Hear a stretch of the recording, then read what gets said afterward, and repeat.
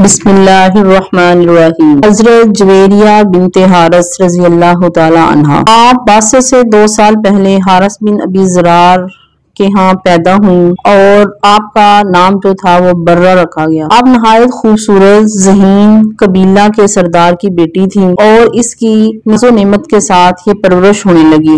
جب برہ جوان ہوئی تو ان کی خوبصورتی کے چرچے پھیل گئے اور ان کی شادی مشہور خاندان سے تعلق رکھنے والے مصعب بن صفوان سے ہو گئی۔ ایک دن یہ اپنی خوابگاہ میں آرام کر رہی تھیں، عالم خواب میں دیکھا کہ یثرب کی طرف ایک چاند ہوا کے دوش پر آتا ہوا ان کی آغوش میں اتر آیا۔ پڑھتے حیرت سے ان کی آنکھ کھل گئی اور مسلسل اس خواب کے بارے میں سوچنے لگی۔ اس دوران اسلام اور حضور صلی اللہ علیہ وآلہ وسلم کا چرچا چاروں طرف پھیل چکا تھا۔ برہ ذہین تھیں، اس لیے مدینہ منورہ، اسلام اور اس کے بارے میں سوچنے لگی۔ حارث بن ابی زرار اور مصعفہ کے دل میں اسلام کے خلاف انتہائی نفرت تھی۔ غزوہ بدر میں کفار کی شکست سے انہیں گہرا صدمہ پہنچا تھا۔ قریش مکہ کے ساتھ ان کے گہرے تعلقات تھے، اس لیے کفار نے ان کو بھڑکایا اور یہ قریش کو دوسری جنگ کے لیے بھڑکانے لگے، حتیٰ کہ نوبت یہاں تک آ گئی کہ بنو مسلک نے ارد گرد کے دیہات کو کفار کے ساتھ ملا کر مدینہ طیبہ پر حملے کی تیاریاں شروع کر دیں۔ جب اللہ کے نبی کو اس کی اطلاع ملی تو 2 شعبان 5 ہجری کو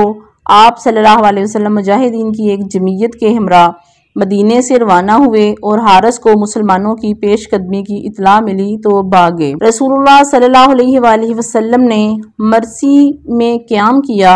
یہاں کے لوگوں نے کچھ دیر مسلمانوں کا مقابلہ کیا لیکن بالآخر شکست کھائی۔ بہت سے آدمی مقتول ہوئے اور 600 کے قریب گرفتار ہوئے۔ ان گرفتار شدگان میں حضرت جویریہ رضی اللہ تعالیٰ عنہا بھی تھیں۔ حضرت جویریہ رضی اللہ تعالیٰ عنہا بھی تھیں۔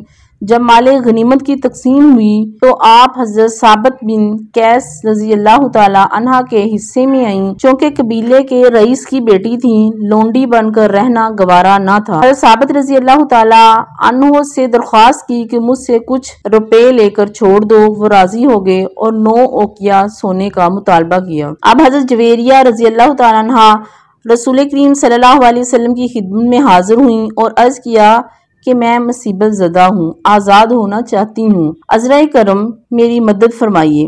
تو آپ صلی اللہ علیہ وسلم نے فرمایا کہ یہ مناسب نہ ہوگا کہ میں تم کو عذرائے فدیہ ادا کر دوں اور تم سے نکاح کر لوں۔ حضرت جویریہ رضی اللہ تعالیٰ عنہ فوراً راضی ہو گئی۔ تو آپ صلی اللہ علیہ وسلم نے ان کا زر مکاتب ادا کر کے نکاح کر لیا اور ان کا پہلا نام برہ بدل کر جویریہ رضی اللہ تعالیٰ عنہ نیا نام رکھ دیا۔ جب آپ حرم نبی صلی اللہ علیہ وآلہ وسلم میں داخل ہوئیں تو صحابہ کرام کو نسبت رسول صلی اللہ علیہ وسلم کا خیال جو تھا وہ دامنگیر ہوا اور انہوں نے آپ صلی اللہ علیہ وسلم کی اس قبیلے سے قرابت داری کا پاس کرتے ہوئے اپنے اپنے حصے کے قیدی آزاد کر دیے۔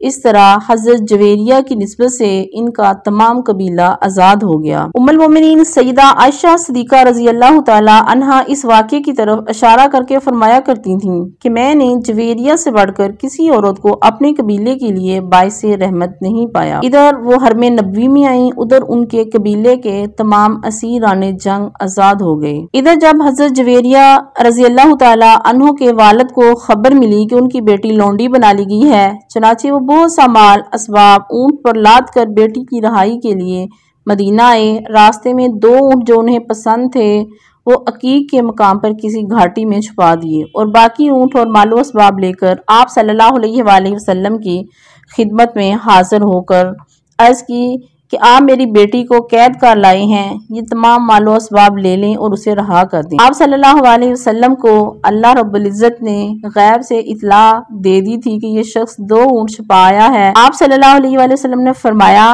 کہ جو 2 اونٹ تم چھپا کر آئے ہو وہ کہاں ہیں؟ حارث یہ سن کر حیران ہو رہ گئے۔ اسی وقت نبی کریم صلی اللہ علیہ وسلم کے قدم چومے اور خوشی سے اسلام قبول کر لیا۔ جب انہیں بتایا گیا کہ حضرت جویریہ رضی اللہ تعالیٰ عنہ لونڈی نہیں بنائی گئیں بلکہ حرم نبی صلی اللہ علیہ وآلہ وسلم میں داخل کر لی گئی ہیں، وہ بے حد خوش ہوئے اور خوشی خوشی اپنی بیٹی سے مل کر گھر واپس لوٹ گئے۔ حضرت جویریہ رضی اللہ تعالیٰ عنہ نہایت عابد و زاہد تھیں۔ آپ صلی اللہ علیہ وسلم گھر تشریف لاتے تو انہیں اکثر عبادت میں مشغول پاتے۔ ایک دن آپ صلی اللہ علیہ وسلم نے انہیں صبح کے وقت مسجد میں عبادت کرتے دیکھا دوپہر کو پھر ادھر سے گزرے تو حضرت جویریہ کو اسی حالت میں پایا۔ آپ صلی اللہ علیہ وسلم نے ان سے پوچھا کیا تم اکثر اسی حالت میں رہتی ہو؟ جواب دیا بے شک اے اللہ کے نبی۔ تو آپ صلی اللہ علیہ وآلہ وسلم نے فرمایا یہ کلمات پڑھ لیا کرو، سبحان اللہ عدد خلقہ، سبحان عدد خلقہ، سبحان اللہ رضی نفسہ، سبحان اللہ رضی نفسہ، سبحان اللہ۔ جس جنگ میں ام المومنین سیدہ خدیجہ جویریہ رضی اللہ تعالی عنہا قیدی بنی اور پھر حرم رسول صلی اللہ علیہ وسلم میں داخل ہونے کی سعادت حاصل کی، اس جنگ میں ان کا بھائی عبداللہ بن حارث شکست کھا کر بھاگ گیا تھا۔ اسے بالکل خبر نہیں تھی کہ اس کی بہن ام المومنین کے درجے پہ فائز ہو چکی ہے، والد مسلمان ہو چکا ہے اور قبیلے کے تمام قیدی آزاد کیے جا چکے ہیں۔ وہ اپنی قوم کے قیدیوں اور اپنی بہن کی آزادی کے لیے آپ صلی اللہ علیہ وسلم کی بارگاہ میں آیا۔ راستے میں پہاڑ کی گھاٹیوں میں اونٹنیوں اور ایک لونڈی کو چھپا دیا۔ جب آپ صلی اللہ علیہ وسلم کی خدمت میں حاضر ہوا اور رہائی کی بات کی تو آپ صلی اللہ علیہ وسلم نے پوچھا فدیے کے لیے کیا لائے ہو؟ عبداللہ بن حارث نے عرض کیا میرے پاس تو کچھ نہیں ہے۔ نبی کریم صلی اللہ علیہ وآلہ وسلم نے فرمایا وہ اونٹنیاں اور ایک لونڈی جو فلاں جگہ پر چھپائے ہو۔ عبداللہ بن حارث حیرت میں ڈوب گیا کہ میرے ساتھ کوئی بات نہیں اور نہ ہی کوئی ادھر سے آیا ہے، پھر سلطان مدینہ صلی اللہ علیہ وسلم کو کیسے پتہ چل گیا؟ سمجھ گیا کہ آپ صلی اللہ علیہ وآلہ وسلم صرف عرب کے حکمران نہیں بلکہ اللہ کے رسول ہیں اور فوراً اسلام قبول کر لیا، اور اسے دیکھتے ہی اس کا تمام قبیلہ اور ارد گرد ان کے جو حلیف قبائل اسلام کی رحمت سے جو تھے وہ بہرہ مند ہو گئے۔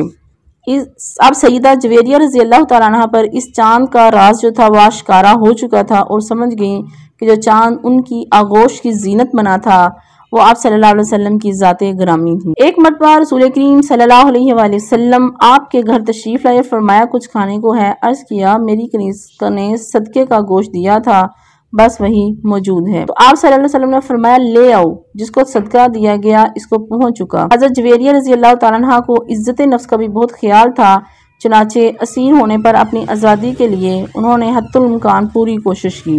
حضرت جویریہ رضی اللہ تعالیٰ عنہ 65 سال کی عمر میں 50 ہجری میں وفات پائی اور جنت البقیع میں دفن ہوئی۔ ام المومنین سیدہ جویریہ رضی اللہ تعالیٰ عنہ کے جو سن وصال ہے اس میں اختلاف بھی پایا جاتا ہے، بعض نے 50 ہجری اور بعض نے 52 ہجری لکھا ہے، جس پر اکثریت کو اتفاق ہے۔ ام المومنین حضرت جویریہ رضی اللہ تعالیٰ عنہ سے چند احادیث مروی ہیں جن کے راویوں میں حضرت عبداللہ بن عباس رضی اللہ تعالیٰ عنہ اور حضرت عبداللہ بن عمر رضی اللہ تعالیٰ عنہ اور حضرت جابر رضی اللہ تعالیٰ عنہ شامل ہیں۔ حضرت جویریہ پہ اللہ اپنی ہزارہ رحمتیں فرمائے، آمین۔